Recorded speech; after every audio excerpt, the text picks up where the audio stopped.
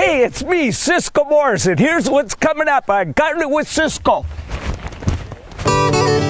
Time to get rid of slugs before they get rid of your garden. We'll show you how to do it safely. Chef Lynne helps me get my grill on. No hot dogs or hamburgers here. Discover a plant that'll blast your garden with electric blue, and visit a Skagit Valley farm that is just my cup of tea, because they grow this stuff. All of this is coming up right now on Gardening with Ciscoe.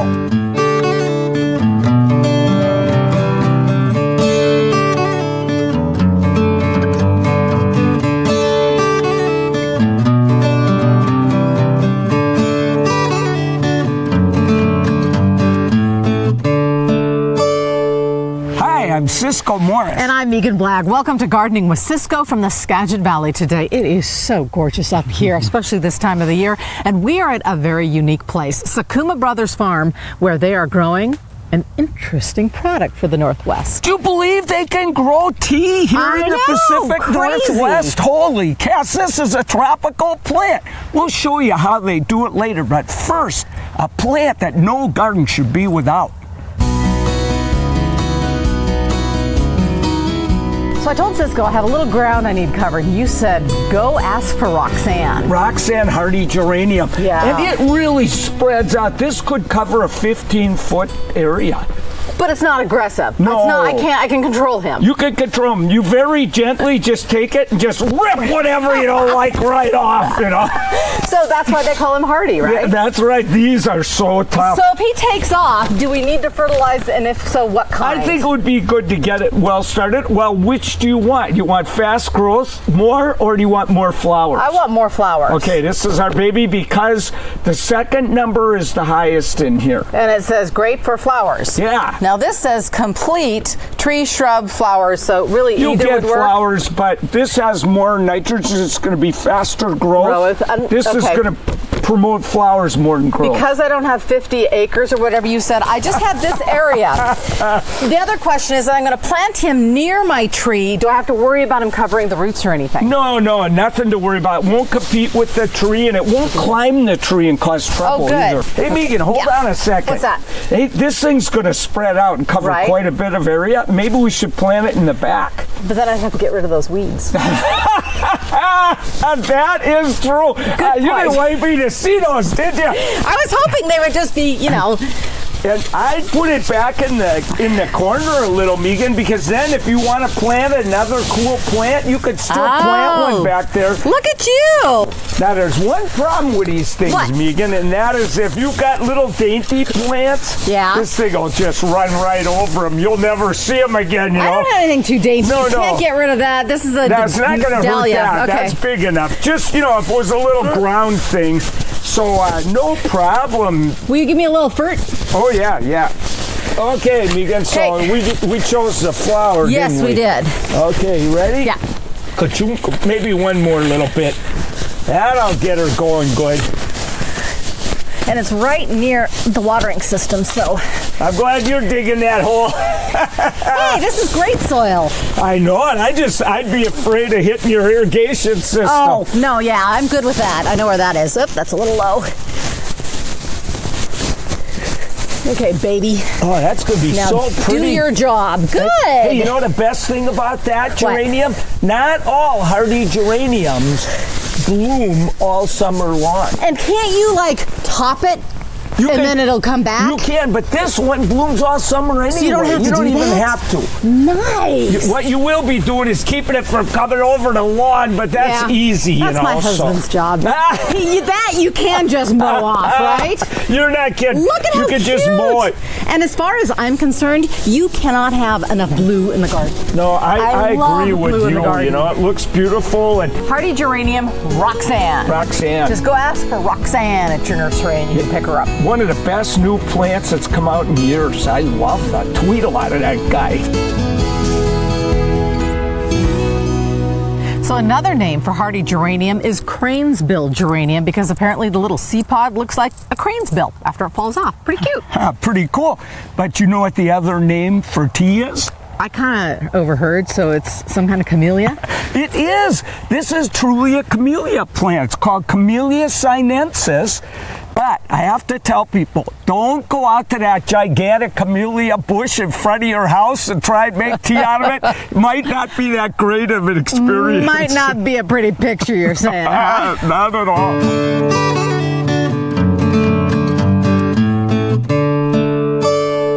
Welcome back to Gardening with Ciscoe from Sakuma Brothers Farm. Hey, Meeghan, they grow berries here too. I know they do. Since 1915, and let me tell you, some of the best strawberries I've ever tasted. Fabulous. Yeah, but you know who eats strawberries? No. Slugs. Oh. We've got a good organic way to do those little rascals in. And it's a whole lot easier than putting out those bear traps, copper wire, salt, stepping on them. You get what I mean.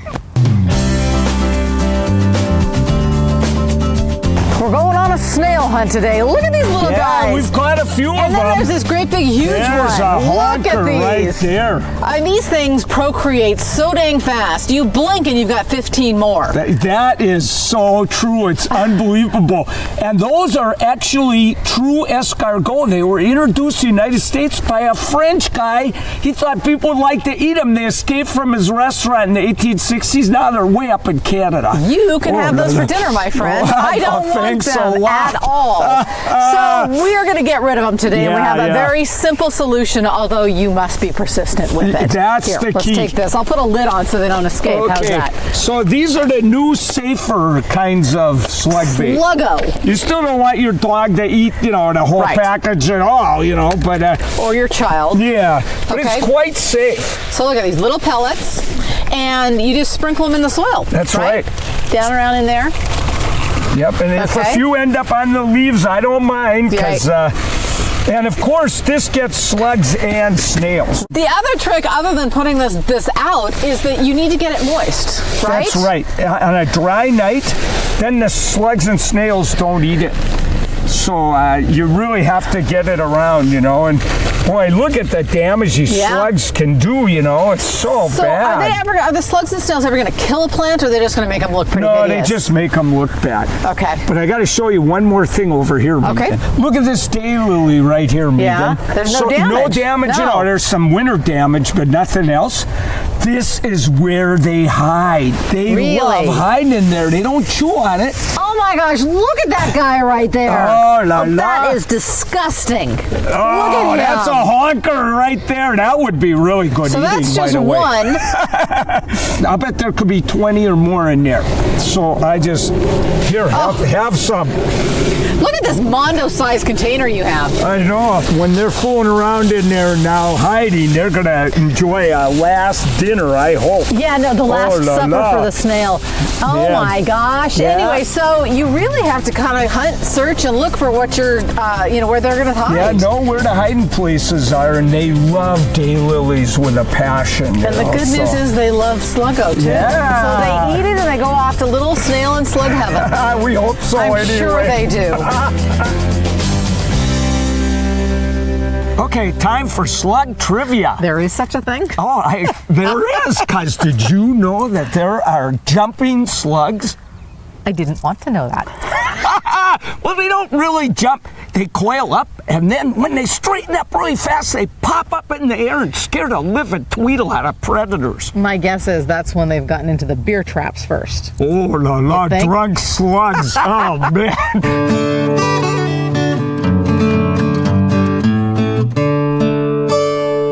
Welcome back to Gardening with Ciscoe from the Sakuma Brothers Farm, where they have a market with great produce every spring. I know, and nothing is better than strawberries this year because of that warm weather we had early on. They are fantastic. I'm telling you, nothing says summer like fresh strawberries and barbecuing. And I understand, would you like to have this? You were barbecuing with Lynne, and I'm guessing it wasn't hot dogs. No, it was fruits de la mer. Okay, it's summertime, and we're gonna have ourselves a picnic. Oh, a picnic? Yes. Okay, so hot dogs, burgers? No. Oh. How long have you known me, sister? I We're going to have a seaside picnic, so we're going to do some tuna skewers and some prawn skewers and all kinds of fun stuff. Now that's my kind of picnic right there. Beautiful seafood, nice and fresh, gorgeous. We're going to start making a little marinade, all right? Okay, so I went into my garden. Really? No, actually, I went into the produce department. It's like a garden over there. Oh, yeah. And I got all kinds of fresh, tender herbs, so you can do any blend you like. So in any there. blend, exactly. So that's dill and basil and oregano and all kinds of great stuff. And then we're going to build that up with a little bit of salt. Okay. Just a little pinch of sugar. With seafood, I like just a little bit, just kind of bring out the the flavors. Right. Lots of fresh garlic, of course. And this is smoked paprika. I love it for color. Really? I love it for the little smoky, flavor and aroma it gives it. Boy. And then I'm going to do this with balsamic vinegar. You can do it with lemon or lime juice if you like. I like the color that the balsamic gives it as well, and the little bit of acidity. And then, of course, some good extra virgin olive oil. Of course. Of course. And then a little cracked black pepper, and that's it. So this marinade is good on chicken. It's good on vegetables. I'm going to do little baby new potatoes, whatever your little heart desires. So you don't by any chance have a glove on? Well, I just happen to have one on. How about that? Where'd that come from? So what I'm going to do is I'm going to give you some marinade, and I want you to just kind of smush these around. Let me give you this. Give you the one to the tuna too. So this is ahi tuna and 1620 prawns. So just go ahead and. Boy. Yes, have smush is a culinary term. Yes, exactly. And I would normally let that marinate for about 2 hours would be fine. And you'll notice that I left the shells on the prawns. Yeah. You know why I do that? Because I took the butter, took the the vein out. But I like to leave it on. When you put them on the barbecue like that, they sizzle in the shell. It keeps them juicier. Oh. And then you put them at the table, and everybody gets to peel and eat. Oh, what a cool tip! Yeah. Wow. So I'll show you what these look like. You go ahead and do those. So I just put my skewer in there and just kind of curve the prawn around and skewer it up like this. And you want them to point in the same direction because that looks nicer. Oh yeah, it's going to look cool. And then I usually try to get 3 on. And then those just get really nice and black, and then when you serve them, they just peel the skin right off. Isn't that fun? Okay. That is so cool. All right, so I think I've smushed. I made a whole bunch of skewers for us already, so let's bring our grill out and do this thing, shall we? Let's do it. All right. Okay, so we've already got some sweet peppers on here, little green onion. These are little baby potatoes that I've just lightly blanched. Oh, okay, they're going to be good. Then I'm putting my tuna on, and you see we cut that tuna into nice square pieces because I like to flip it 4 times. So I like to get a good sear on all 4 sides. However, with tuna, you don't want to overcook it. So I crank my grill up really high. So either your gas grill, or if you're going to preheat a charcoal grill, get it super preheated. Okay. And then the same thing with the shrimp, because they won't need to cook very long either. You don't want to overcook them, just until they're opaque all the way through. So we'll put those on. And then, you and I think, talked about this once before, but I have a little secret that I like to do. I like to put like herbs around to smoke, So when I harvest my basil, when it's getting a little large, I save the basil stems, and you can just throw the stems all over the barbecue, and they smoke up and give you this fabulous basil smoke. Oh, what an idea. I love it. So we got It's a secret. It's a secret. Don't tell. We've got about 10 minutes on these, and then we'll taste. Oh, I can't wait. Oh, boy. Check out these condiments. There's no ketchup, mayo, mustard here, huh? No, we had so much beautiful food. We had to have some beautiful accompaniment. Oh, yeah. Yeah, so every one of these is made by the PCC Deli. The selection is unbelievable. You gotta check it out. Yeah, and so then I did a little grilled bread. This is Willapa Hills cheese. This is a fabulous local cheese. So we carry a whole bunch of their beautiful things. So gorgeous. And then, of course, all of our fabulous little skewers all grilled up. Oh, what do you think? man. Hey, well, all right. I think I'm going to start right here. Me too. To summer!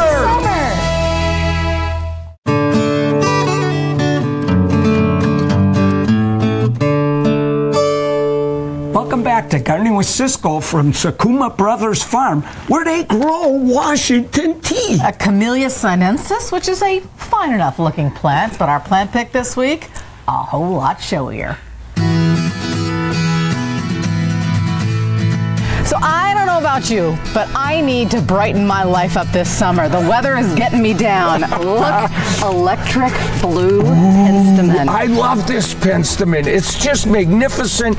Should bloom all summer long. If it stops, we just cut it back a little and it just goes Shoots again. right back up again. But I told Cisco that I wanted to plant this guy, and he goes, I've got something to show you then. Yes. What is this? This is Start Right, and it's got mycorrhizae in it. Interesting. It's an amazing little thing. It's a fungus that attaches to the roots of the plant and then grows out. It takes, the plant feeds this.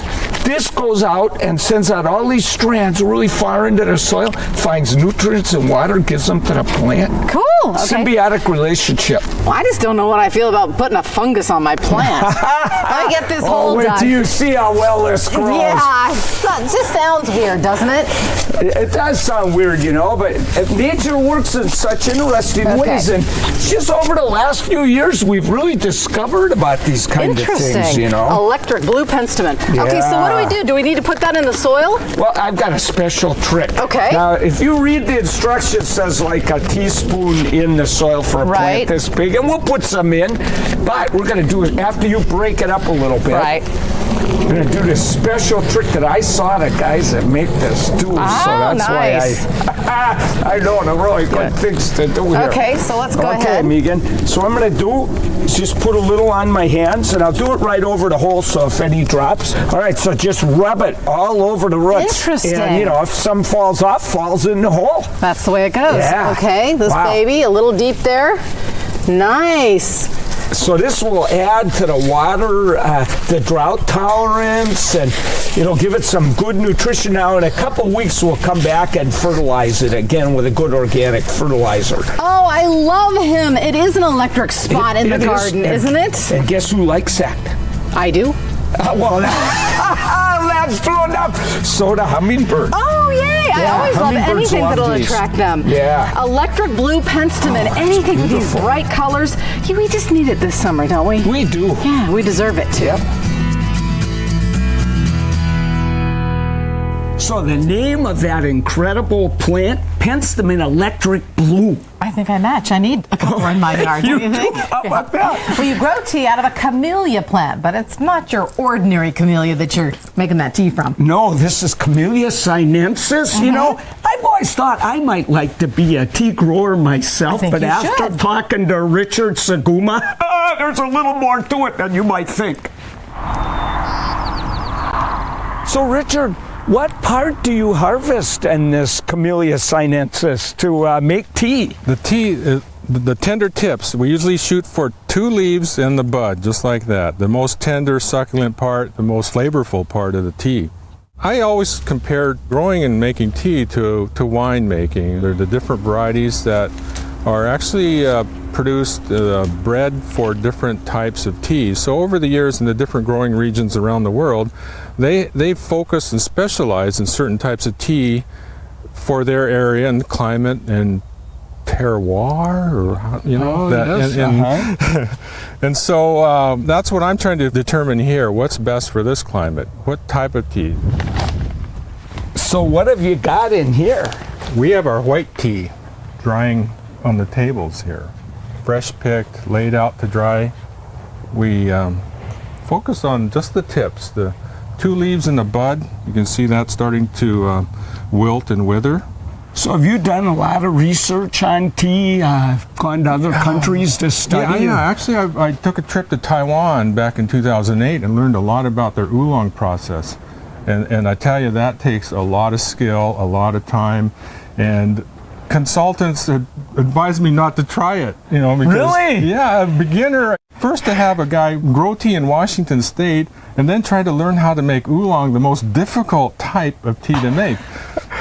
And just like the most famous winemakers, you brew in small batches. Right. I'm doing like 3 to 5 pounds of finished tea. Usually that requires about 30 pounds of fresh picked leaf, and it reduces like 5 to 1. So, well, how exciting that we might have tea with a flavor unlike any other tea in the world, grown right in Washington. It is, and that's probably why we got into this. We can coin and create something specific to the Skagit Valley or Washington State, and I hope people love it. Oh man, well I can't wait to try it. Thanks so much for showing me this tea. You're welcome. So that's how they make it. Here, my friend, is how you drink it. This is the good part This right is the here. yes. This is the green tea that we get to try. Isn't that heavenly? That is so It's grown right here good. in Skagit Valley. I can't believe it. I can't believe you can grow something this good I know. in our own state. Not bad at all. So find a local farm that grows your favorite beverage and support them. Oh la la. Have a great weekend, everybody. Bye-bye, everyone. Little white tea for you. Let's try this one. Try this one. Oh, man. Here's looking at you.